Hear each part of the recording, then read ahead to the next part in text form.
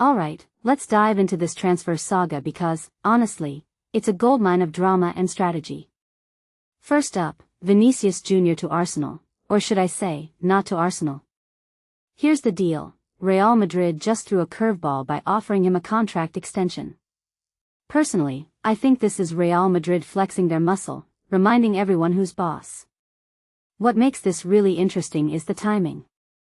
Arsenal's been chasing him hard, but now it feels like Real's saying, he's ours, and we're not letting go.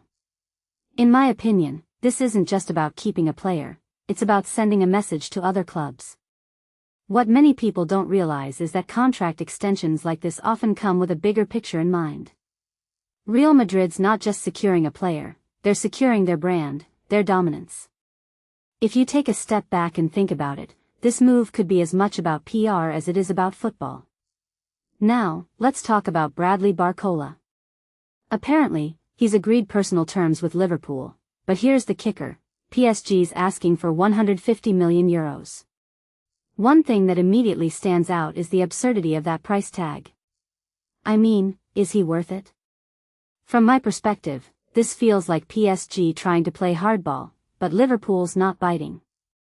What this really suggests is that clubs are starting to push back against these inflated fees.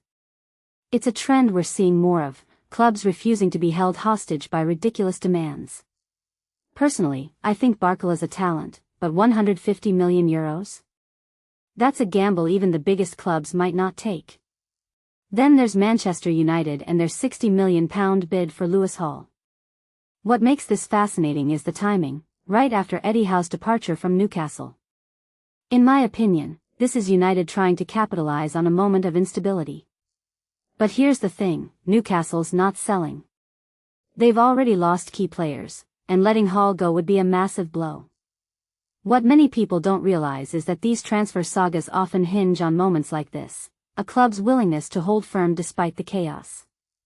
If you take a step back and think about it, this isn't just about Hall, it's about Newcastle's identity and their fight to stay competitive.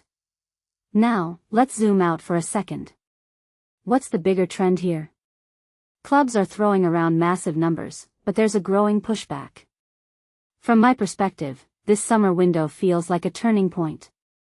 We're seeing clubs like Liverpool and Newcastle say, enough is enough. A detail I find fascinating is how agents and clubs are navigating this new landscape. It's not just about money anymore, it's about strategy, timing, and leverage. What this really suggests is that the transfer market is evolving, and the old rules might not apply anymore. Lastly, let's talk about Fulham's £20 million bid for Abdelhamid Boudlou being rejected. On the surface, it's just another transfer story, but if you dig deeper, it's about Rennes holding their ground. In my opinion, this is a smaller club flexing their negotiating power. What makes this really interesting is how it reflects the broader market. Clubs at every level are getting smarter about their deals. If you take a step back and think about it, this isn't just about one player or one club, it's about the entire ecosystem of football transfers. So, what's the takeaway here? Personally, I think this summer window is a masterclass in strategy, ego, and evolution. It's not just about who's moving where, it's about the power dynamics at play. What this really suggests is that football's transfer market is more complex and more fascinating than ever. And honestly, I can't wait to see how it all unfolds. What do you guys think? Let me know in the comments below, who's making the smartest moves?